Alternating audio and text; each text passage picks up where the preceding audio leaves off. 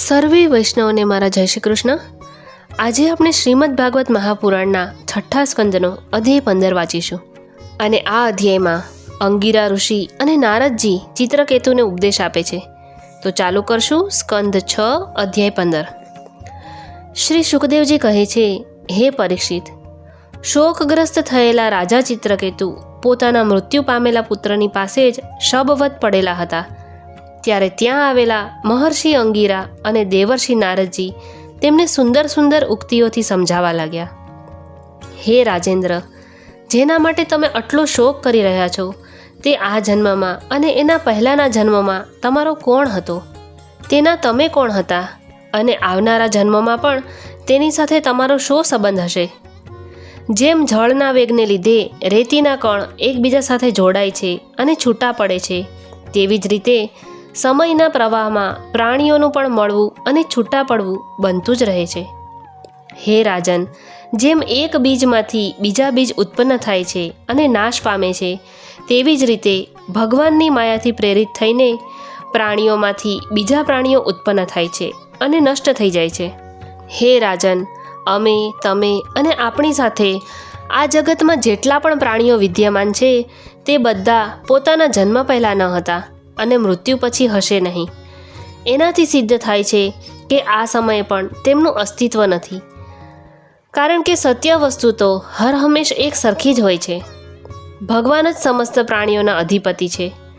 એમનામાં જન્મ મૃત્યુ વગેરે વિકારો બિલકુલ નથી. નથી તેમને કશાની ઈચ્છા કે નથી અપેક્ષા. તેઓ આપોઆપ જ પરતંત્ર પ્રાણીઓની સૃષ્ટિ રચે છે અને તેમના થકી અન્ય પ્રાણીઓની રચના, તેમનું પાલન અને તેમનો સંહાર કરે છે.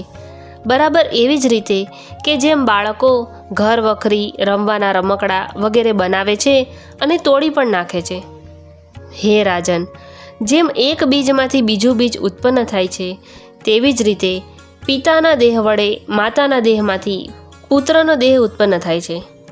જે રીતે માટીના ઘડામાં ઘડો ફૂટી જાય છે તો પણ તેનો મૂળ પદાર્થ શાશ્વત રહે છે, આકાર જ નષ્ટ થાય છે, તે જ પ્રમાણે જીવ જે દેહી છે તે શાશ્વત છે અને શરીર નાશવાન છે. હે રાજન, જેમ એક જ માટીરૂપ વસ્તુમાં ઘડાપણું વગેરે જાતિ અને ઘડો વગેરે વ્યક્તિ એવું વિભાજન એ કેવળ કલ્પના માત્ર છે, તેવી જ રીતે દેહી અને દેહનું આ વિભાજન પણ અનાદિ છે અને તે અવિદ્યાને કારણે કલ્પિત છે.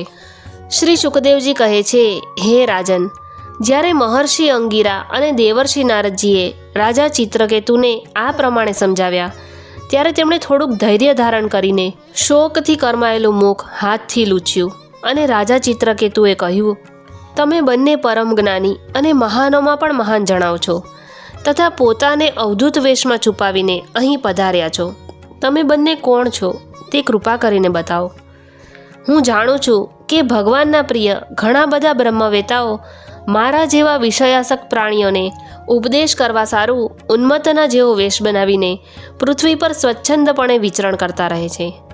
સનતકુમાર, નારદ, ઋભુ, અંગિરા, દેવલ, અસિત, અપાંતરતમ, વ્યાસ, માર્કંડેય, ગૌતમ, વશિષ્ઠ, ભગવાન પરશુરામ, કપિલ મુનિ, શુકદેવ, દુર્વાસા, યાજ્ઞવલ્ક્ય, જાતુકર્ણ્ય, આરુણિ, રોમશ, ચ્યવન, દત્તાત્રેય, આસુરી, પતંજલિ, વેદશિરા, બોધ્યમુનિ, પંચશિરા, હિરણ્યનાભ, કૌસલ્ય, શ્રુતદેવ અને ઋતધ્વજ, આ બધા તથા બીજા સિદ્ધેશ્વર ઋષિમુનિઓ જ્ઞાન આપવાના હેતુથી પૃથ્વી પર વિચરણ કરતા રહે છે.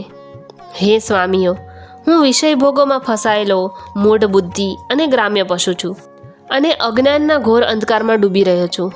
તમે બંને જ્ઞાનના દીપક વડે મને પ્રકાશિત કરો.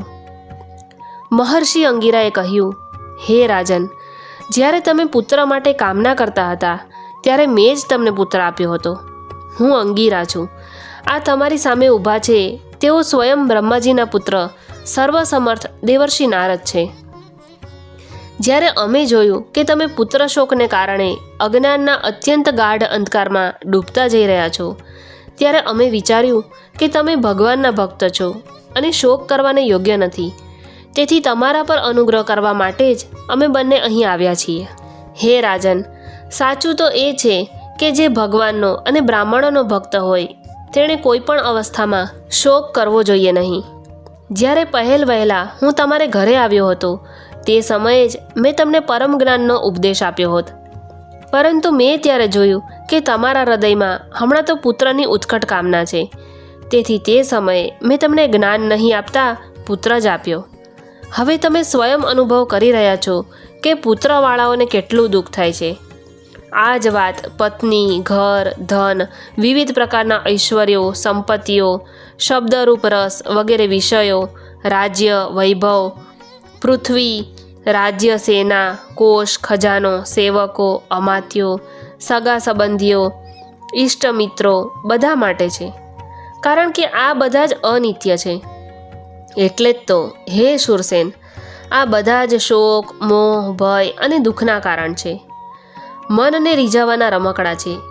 તેઓ સર્વથા કલ્પિત અને મિથ્યા છે, કારણ કે આ બધા વાસ્તવમાં નહીં હોવા છતાં પણ દેખાઈ રહ્યા છે. આ જ કારણે આ બધા એક ક્ષણે દેખાય છે ખરા, પણ બીજી ક્ષણે અદૃશ્ય થઈ જાય છે. આ બધા ગંધર્વ નગરી, સ્વપ્ન સૃષ્ટિ, જાદુ અને મનોકલ્પિત વસ્તુઓ જેવા જ સર્વથા અસત્ય છે. જે લોકો કર્મ વાસનાઓથી પ્રેરાઈને વિષયોનું ચિંતન કરતા રહે છે તેમનું મન અનેક પ્રકારના કર્મોની રચના કરતું રહે છે. જીવાત્માનું આ શરીર કે જે પંચભૂતો, જ્ઞાનેન્દ્રિયો અને કર્મેન્દ્રિયોનો સંગાત છે તે જીવને વિવિધ પ્રકારના કલેશ અને સંતાપ આપનારું કહેવાય છે. તેથી તમે વિષયોમાં ભટકતા પોતાના મનને રોકીને શાંત કરો, સ્વસ્થ કરો અને પછી તે મન વડે પોતાના વાસ્તવિક સ્વરૂપનો વિચાર કરો તથા આ દ્વૈતની ભ્રાંતિમાં નિત્યત્વની બુદ્ધિ ત્યજીને પરમ શાંતિ સ્વરૂપ પરમાત્મામાં સ્થિત થઈ જાઓ. દેવર્ષિ નારદે કહ્યું, હે રાજન, તમે મારી પાસેથી એકાગ્ર ચિત્ત થઈને આ મંત્ર ઉપનિષદ ગ્રહણ કરો. આને ધારણ કરવાથી 7 રાત્રિમાં જ તમને ભગવાન શ્રી શંકર્ષણનું દર્શન થશે. હે નરેન્દ્ર, પ્રાચીન કાળમાં ભગવાન શ્રી શંકર વગેરે શ્રી શંકર્ષણ દેવના જ ચરણ કમળોનો આશ્રય લીધો હતો. એનાથી તેમણે દ્વૈતની ભ્રાંતિનો પરિત્યાગ કરી દીધો હતો અને તેમના એ મહિમાને પામ્યા હતા કે જેનાથી અધિક ઉત્તમ તો કોઈ છે જ નહીં, તેમના બરાબર પણ કોઈ નથી. તમે પણ જલ્દીથી ભગવાનના તે પરમપદને પ્રાપ્ત કરી લેશો. તો આ સાથે જ અધ્યાય 15ને આપણે વિરામ આપીશું. જય શ્રી કૃષ્ણ. આવા જ ધાર્મિક વિડીયો માટે મારી ચેનલને સબસ્ક્રાઈબ કરો.